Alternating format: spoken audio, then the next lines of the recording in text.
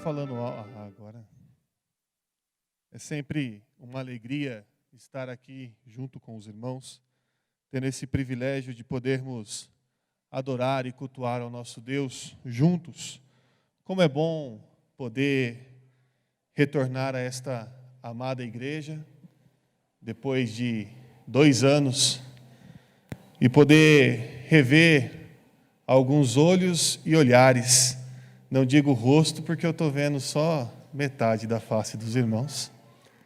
Mas é uma alegria estar aqui com os irmãos. Hoje é uma data especial para mim, para minha família, uma data de festa, em que nós temos a oportunidade e o privilégio de apresentar ao nosso filho diante da igreja e aqui simbolizar a admissão do nosso filho na comunidade da Aliança. Isso para nós é uma alegria que não dá para mensurar em palavras. Quero convidar a igreja para que abram suas Bíblias no Salmo de número 127, um salmo muito conhecido, um salmo de histórico aplicação familiar. Quero então convidar os irmãos para que abram suas Bíblias neste salmo, para que juntos possamos meditar na palavra do nosso Deus. Salmo de número 127, diz assim a palavra do nosso Deus: Se o Senhor não edificar a casa, em vão trabalham os que a edificam. Se o Senhor não guardar a cidade, em vão vigia a sentinela. Inútil vos será levantar de madrugada, repousar tarde, comer o pão que penosamente granjeaste.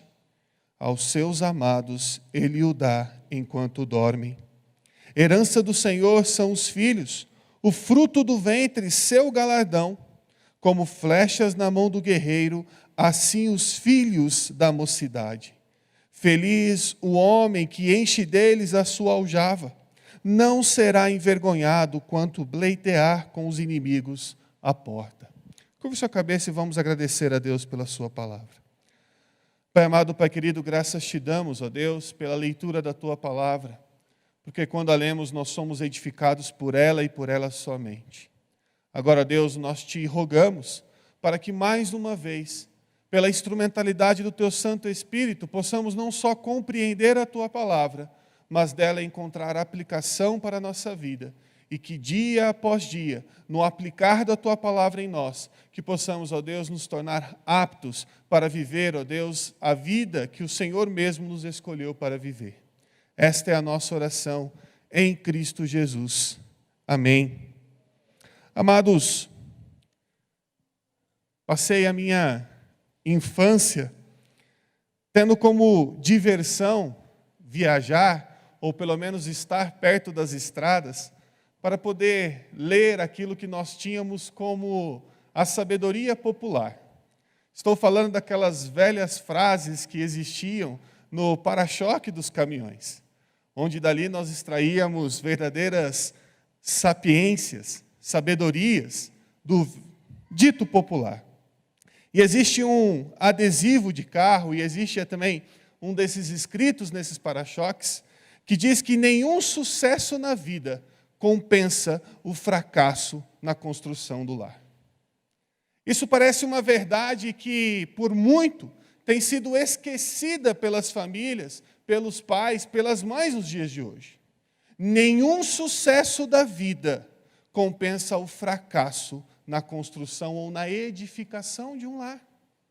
O Salmo de número 127 nos traz esta ideia, ao poder comparar o quanto que, de fato, nós não temos sucesso ou nós não alcançamos nada quando nós fracassamos na edificação do nosso lar, uma vez que nós tentamos fazê-lo sem depender do nosso Deus.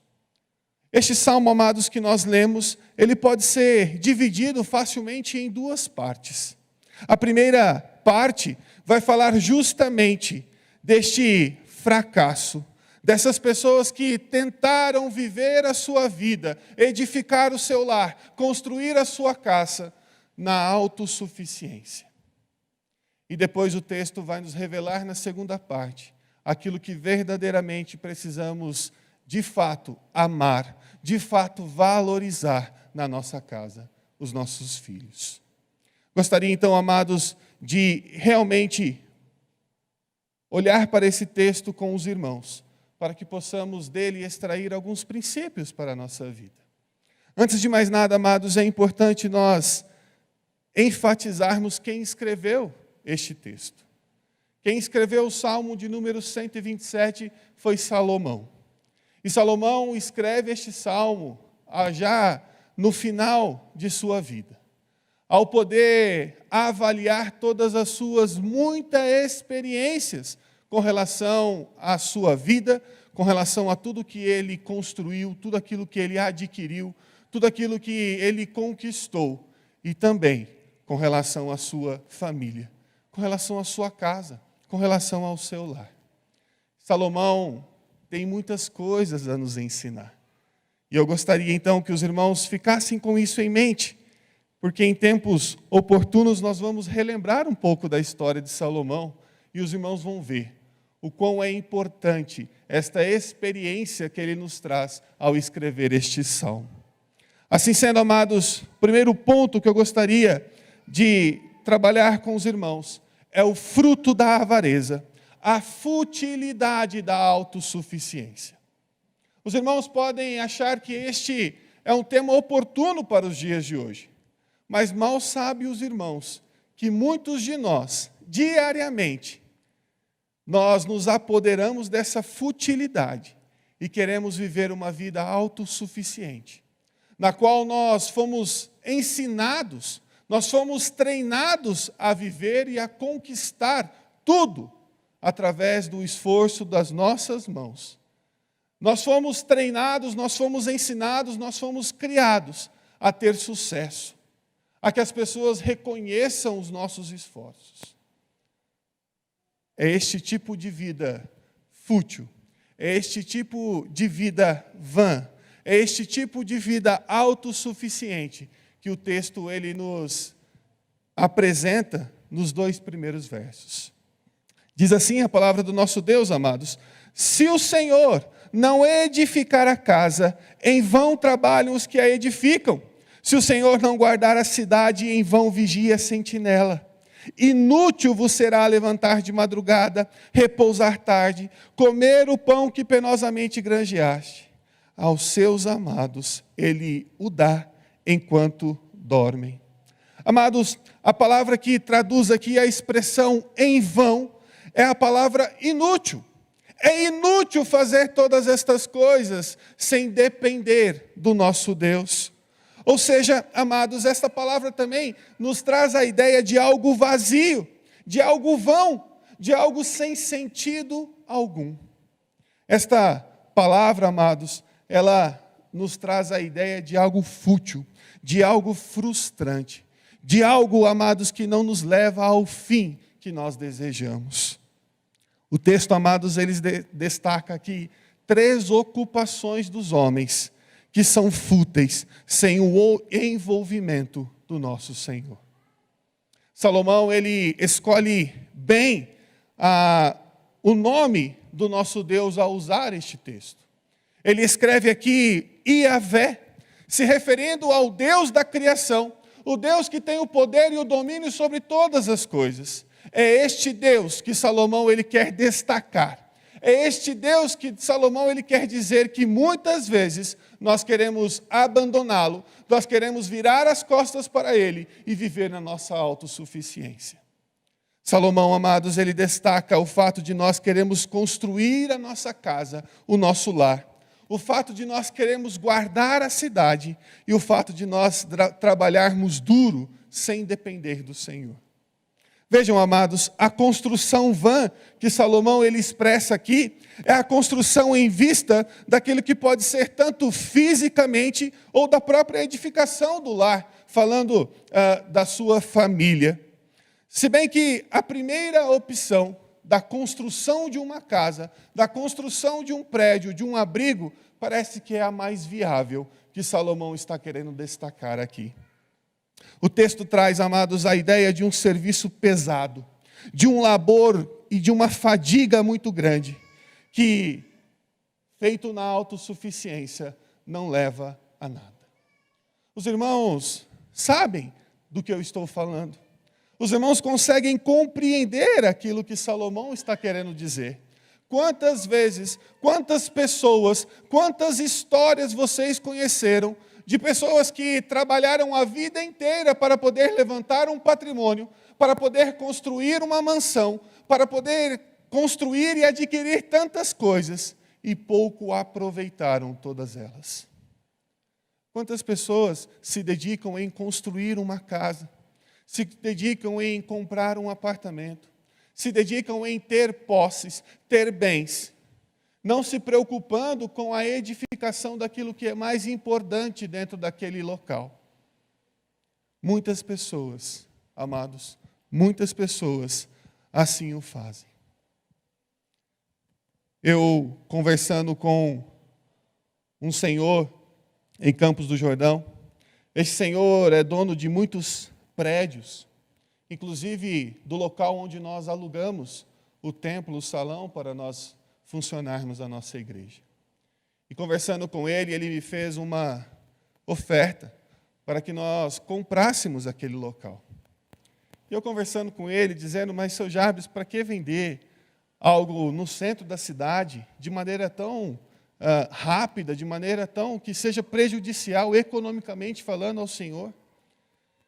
E ele me disse assim, pastor, eu tenho mais de 7 imóveis como este aqui na cidade de Campos do Jordão.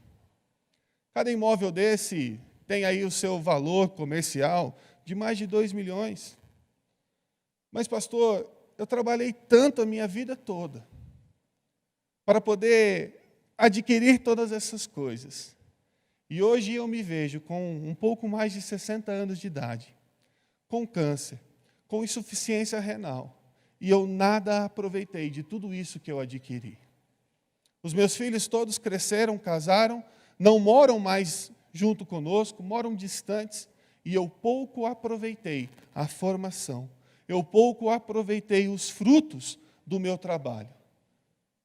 Pastor, de que adiantou a minha vida?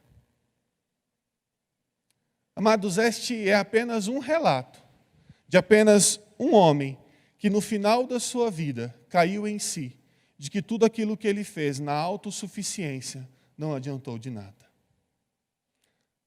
Vigilância vã, amados. O texto literalmente diz, se o Senhor não guardar a cidade, futilmente, de maneira inútil, fica acordado o guarda. Sem Deus como nosso protetor, não existe guarda humano que consiga garantir a segurança. Sistemas sofisticados de alarme, cercas elétricas, sistemas sofisticados de câmera de segurança, nada disso, amados, a parte do nosso Senhor é útil. Todas essas coisas são inúteis.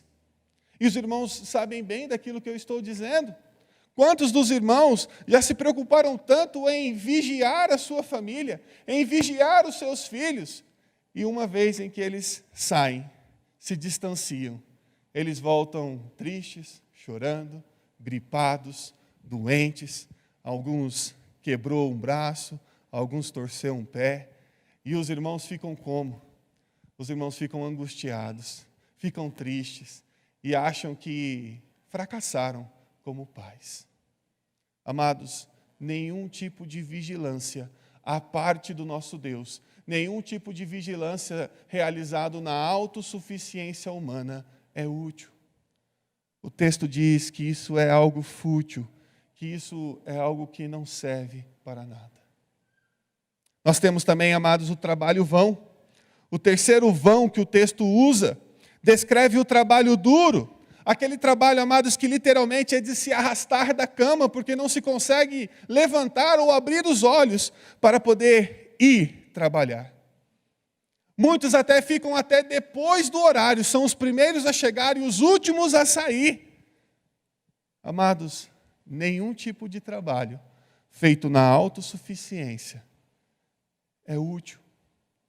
Todos eles, o texto trata como algo fútil. Somos lembrados, amados, de que a bênção do nosso Deus é que o nosso pão, ele é dado a nós a cada dia. E todas as vezes que nós buscamos desse pão, sem a dependência do nosso Deus, o autor de Eclesiastes vai nos dizer que este pão ele é amargo. Este pão ele não tem valor. Este pão ele é intragável para nós. Assim sendo, amados, nós precisamos, de fato, compreender que nós não podemos viver a nossa vida na autossuficiência, porque tudo aquilo que nós fazemos é algo fútil. O autor de Eclesiastes também, no capítulo 3, ele vai nos falar um pouco desse trabalho debaixo do sol. O trabalho que é feito ou realizado desconexo com as realidades celestiais. Ele vai traduzir esse trabalho usando duas expressões. A primeira delas é dizer que isto é correr atrás do vento. E a segunda, amados, é dizer que tudo isso é vaidade. Amados, é inútil fazer as coisas na autossuficiência. Nós precisamos aprender a olhar para o nosso Deus e dele, de fato, depender em todas as coisas. E, amados, é interessante como Salomão ele encerra este texto, esta primeira parte, pelo menos. Ele vai dizer, amados, que aos seus amados ele o dá enquanto dormem. Aqui eu confesso para os irmãos que talvez não seja a melhor tradução para o texto, mas nos escritos originais, Salomão ele escreve esta frase no singular, dizendo que ao seu amado ele o dá enquanto dorme. E Salomão o faz para poder testemunhar da sua própria vida. Salomão, quando ele nasce, o profeta Natã dá o nome dele de Gedidias, que significa o amado do Senhor. De fato, Salomão, ele experimentou isso.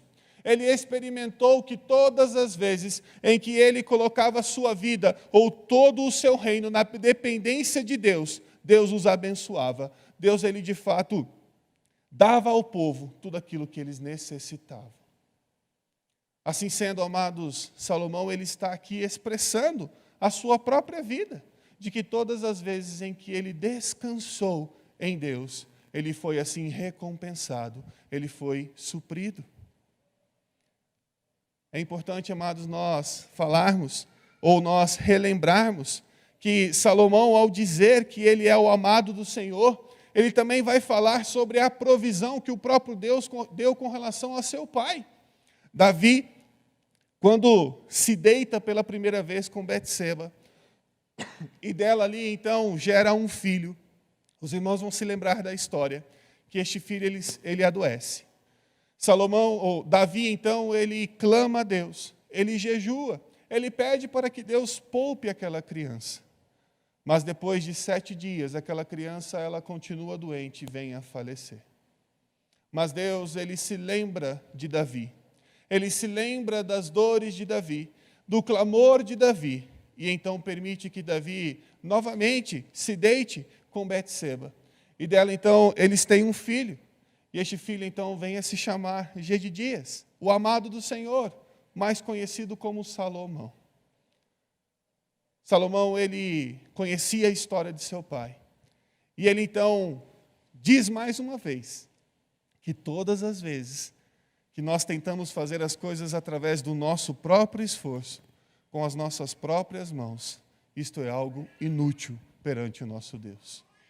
Todas as vezes que nós confiamos em Deus, é Deus quem nos provê. O texto, amados, faz aqui uma certa transferência de assunto bem interessante, amados. O texto diz, amados, que de nada adianta essa autossuficiência. Mas o texto, amados, vai ser bem sutil em dizer para nós que de nada adianta repousar tarde e acordar bem cedo e comer o pão que penosamente granjeaste. Este penosamente granjeaste, amados, é usado no texto de Gênesis, capítulo 3, para poder expressar a dor que a mulher tinha ou o esforço que a mulher teria ao ter os seus filhos. Algo interessante, porque não a mesma tradução ou a mesma expressão que o mesmo Gênesis capítulo 3 para poder dizer do esforço do homem? Por que falar da dor da mulher? Justamente, amados, para poder introduzir o assunto que viria a seguir. Muitos de nós queremos sucesso, queremos fama, queremos bens e nos esquecemos da maior bênção que Deus ele nos dá. E aqui gostaria, amados, de já transpor para o segundo ponto desta exposição. O fruto da graça do nosso Deus na nossa vida. A bênção do Senhor em família. Enquanto muitos de nós estamos preocupados com a estrutura da nossa casa, nós nos esquecemos de valorizar aquilo que muitas vezes está na sala de estar, os nossos filhos.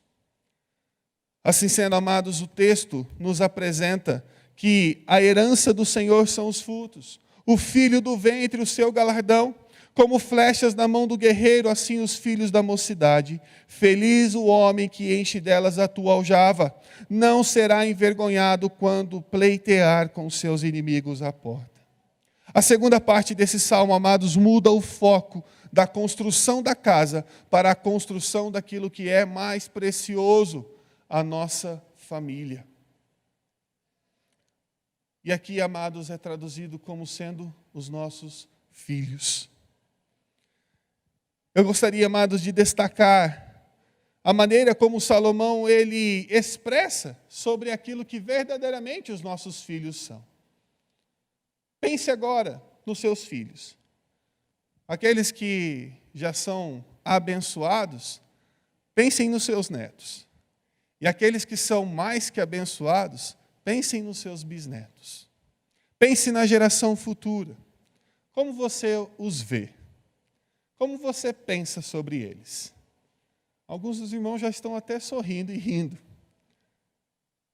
Amados, veja como Salomão ele fala acerca dos seus filhos. Ele inicia dizendo que os filhos são herança do Senhor. Os filhos são a nossa herança. Os filhos são a porção dada pelo Senhor.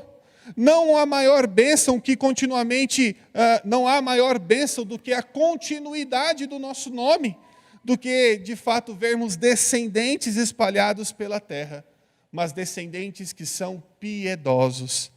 Note, amados, que o Senhor ele concede a bênção da fertilidade para esta família.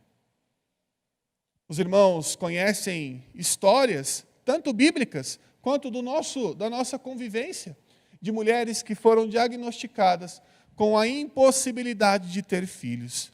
Mulheres que não eram férteis, homens que não eram férteis, famílias que, através do diagnóstico da medicina, não poderiam ter filhos em hipótese nenhuma. E nós vemos aqui, amados, que o texto diz que os filhos são a herança do Senhor. É o próprio Deus quem dispõe essa bênção da fertilidade para o casal. É Deus, amados, quem nos dá filhos. Esta é uma herança, ela é uma porção, é um presente do nosso Deus para as famílias. É interessante que não é desta maneira que nós olhamos para as crianças. Muitas vezes nós queremos nos apropriar das crianças, ao pensar que elas são nossas. Não, amados. O texto nos diz que a herança ela é do Senhor. Não só porque ela vem do Senhor, mas porque é propriedade dele. E ele, com certeza, ele cobrará de cada um de nós o que nós fizemos com os nossos filhos. Nós precisamos nos preocupar, amados, porque é tudo aquilo que Deus nos dá aqui. É o privilégio, a alegria de podermos contribuir com a manutenção e expansão do seu reino, administrando os recursos que ele nos dá, justamente para poder honrar e glorificar o nome dele. E os filhos são instrumentos, são meios para que assim o façamos.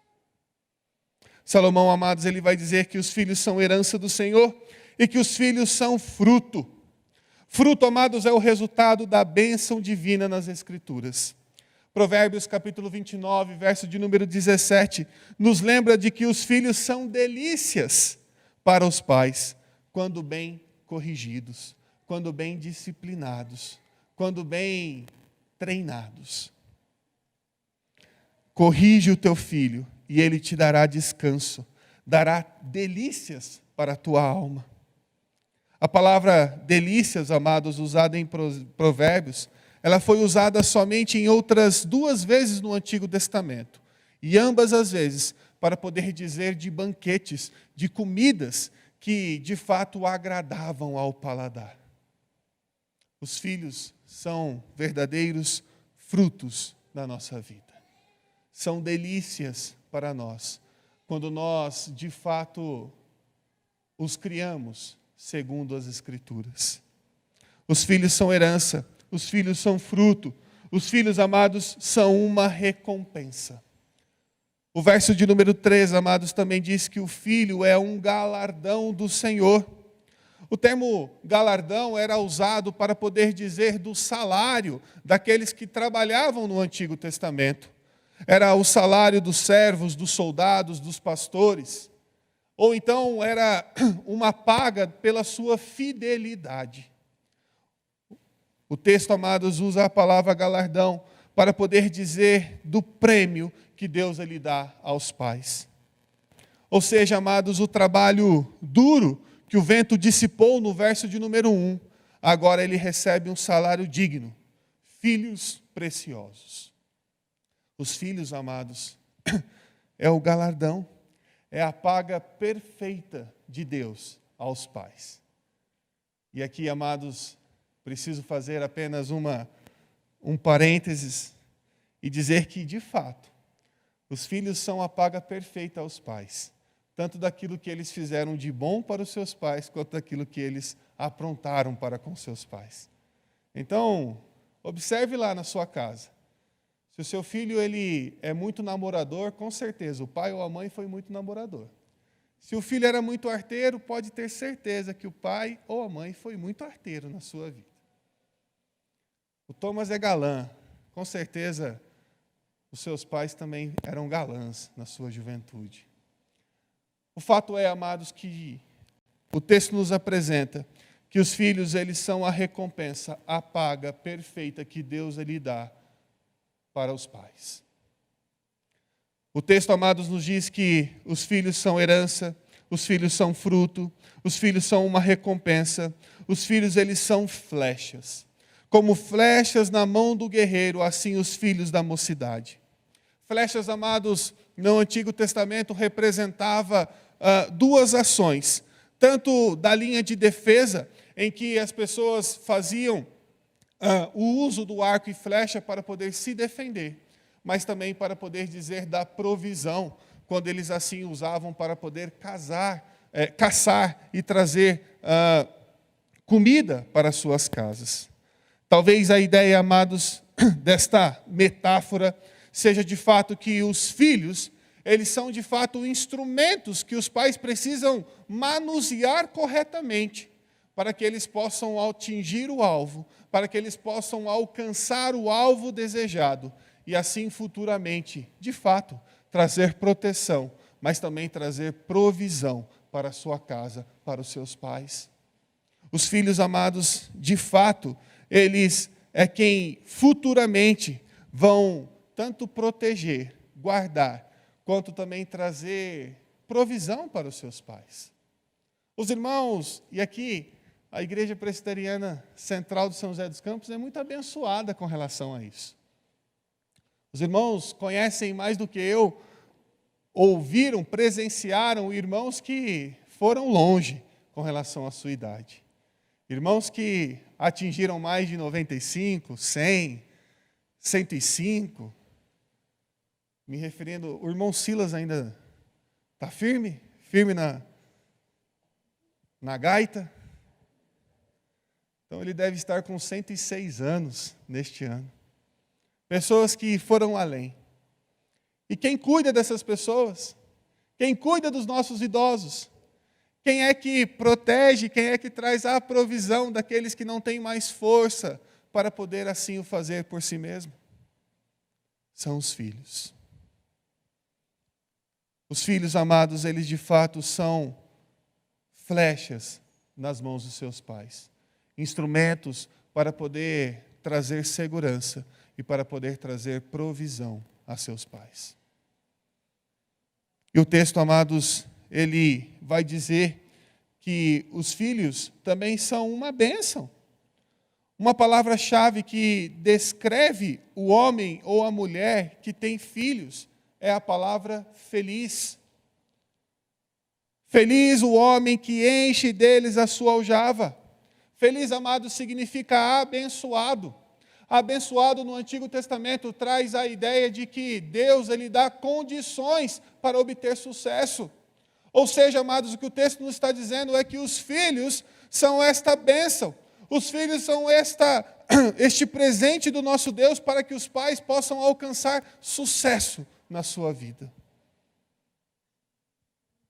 Os filhos também, amados, são um testemunho do caráter dos seus pais. O texto encerra dizendo que eles não serão envergonhados quando pleitear com os inimigos à porta. A flecha, amados, era o meio principal de defesa no Antigo Testamento. E como essas flechas, os filhos representam uma forma de proteção aos seus pais, uma defesa contra a solidão, uma defesa, um auxílio contra a enfermidade, um socorro presente na sua velhice. Os pais que criaram os seus filhos no temor do Senhor, com certeza não serão envergonhados quando os inimigos baterem à porta. Pelo contrário, os filhos o defenderão. Os filhos é quem trarão tudo aquilo que os pais necessitam nesses momentos. Gostaria, amados, então, de deixar algumas aplicações para os irmãos.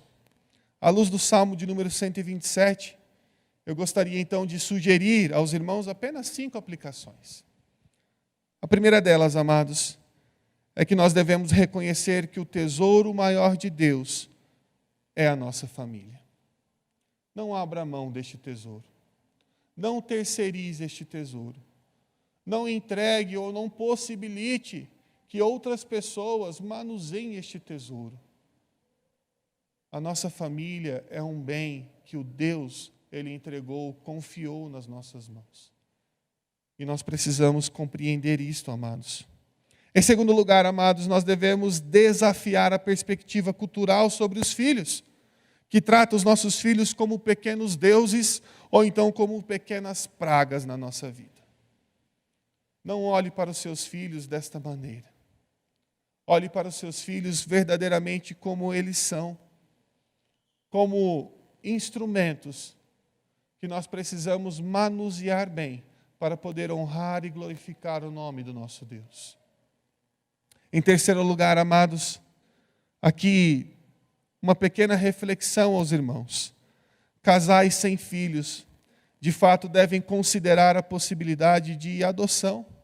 Crianças no Antigo Testamento são sempre bênçãos em suas famílias. Em quarto lugar, todos devem investir na vida preciosa da próxima geração. Todos nós temos a responsabilidade da formação da próxima geração. E se você hoje, ao olhar as coisas que acontecem ao seu redor, olhar as coisas que são noticiadas e diz que a geração futura é uma geração perdida, saiba então que nós estamos assinando o nosso atestado de falha, porque nós falhamos ao ensinar, nós falhamos ao corrigir, nós falhamos ao formar a próxima geração. Todos nós temos que nos preocupar com relação a isso, amados. E em quinto lugar, devemos parar de trabalhar tanto e aproveitar a vida com a nossa família. Tenha tempo de qualidade com a sua família. Não apenas tempo em que você pensa estar disponível, tenha tempo de qualidade com a sua família. Seja com os filhos, seja com os pais, seja com os avós, seja com os parentes, seja com a família na fé. aproveite. Tenha tempo de qualidade. A pessoa que edifica o seu lar na dependência do Senhor, em vez de dedicar a sua vida à busca de tesouros materiais, ela cria vidas preciosas. Essa sim é verdadeiramente uma vida abençoada em tudo aquilo que ela realizar. Podemos, amados, dizer que o sucesso no lar, pela graça de Deus, compensa todo e qualquer suposto fracasso que nós pensamos que tenhamos na nossa vida. Não é quem morre com mais brinquedos que ganha, nem quem morre com mais filhos, mas aquele que valoriza os seus filhos, que evita a autossuficiência e mantém os seus valores focados naquilo que representa um legado eterno e realmente abençoado por Deus.